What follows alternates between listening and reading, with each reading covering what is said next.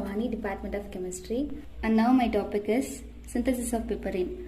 Piperine was first synthesized by Hans Christian Ørsted in 1819. He extracted a yellow crystalline material having molecular formula C17H19NO3 with a melting point of 128 to 130 degrees Celsius. Black pepper is one of the most widely used among spices. It is valued for its distinct biting quality attributed to the alkaloid piperine. Next, move to the properties. Piperine is a pungent component in black pepper that possesses useful biological activities.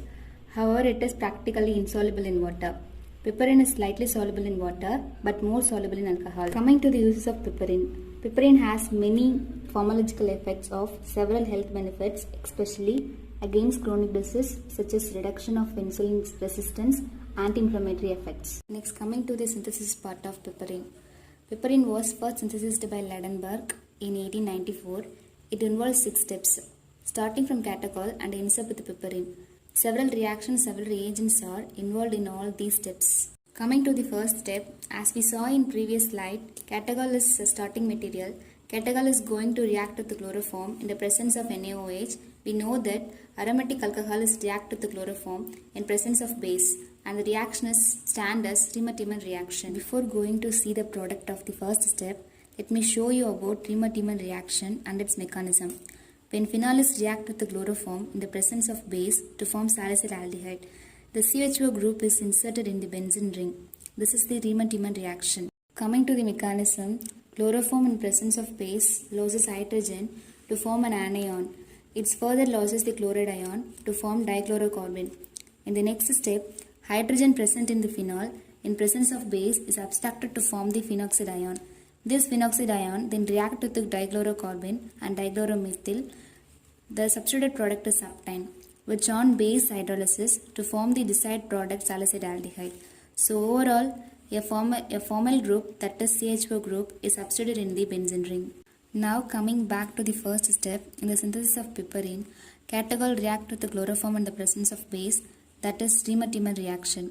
We know that CHO group is going to substitute in the benzene ring, and CHO group is substituted and the para portion of alcohol probably because of static reason, and our product is protocatic aldehyde. Now in the second step, our protocatic aldehyde is treated with the methyl diiodide in presence of the base sodium hydroxide. Our product is obtained as piperenol. Let me explain the mechanism of this reaction.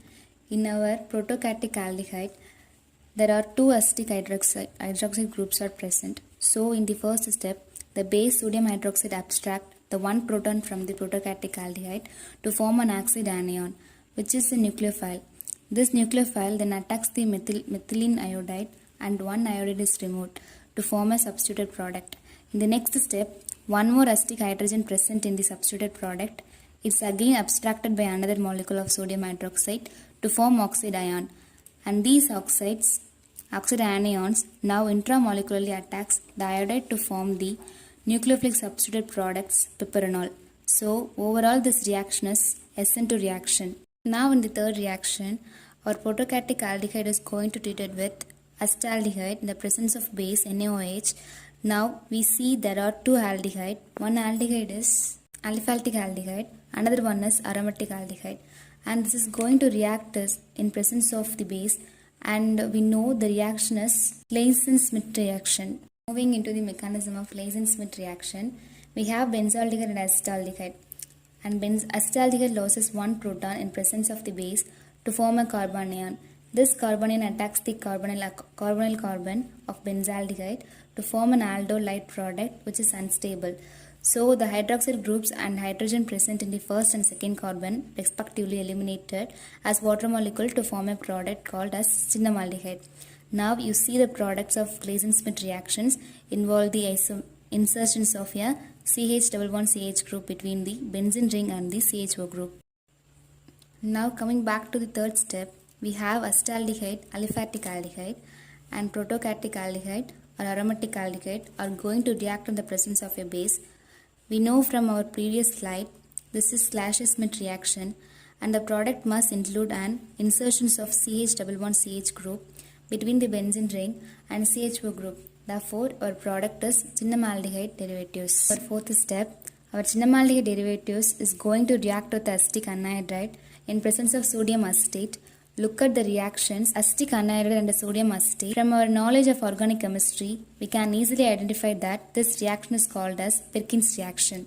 Perkin's reaction, benzaldehyde is treated with acetic anhydride in the presence of base sodium acetate to form the product of cinnamic acid. Let me move on the mechanism of Perkin's reaction. We know that we have sodium acetate in our reaction.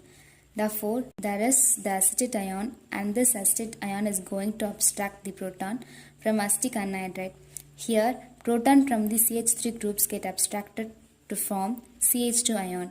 Therefore, the product is the anion of acetic anhydride and a free stable acetic acid molecule is formed. In the next step, the anion of acetic anhydride carries the negative charge in the carbon is going to attack benzaldehyde molecule.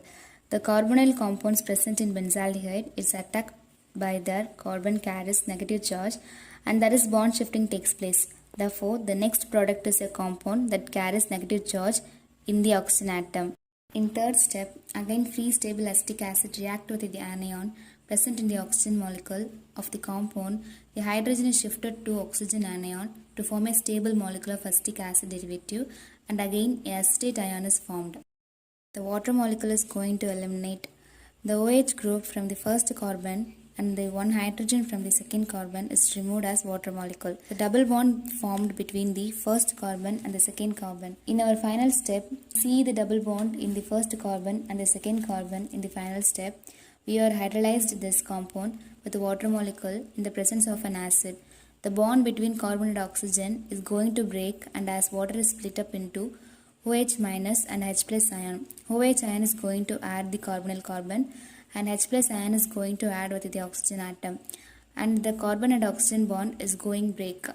Our product is cinnamic acid and acetic acid.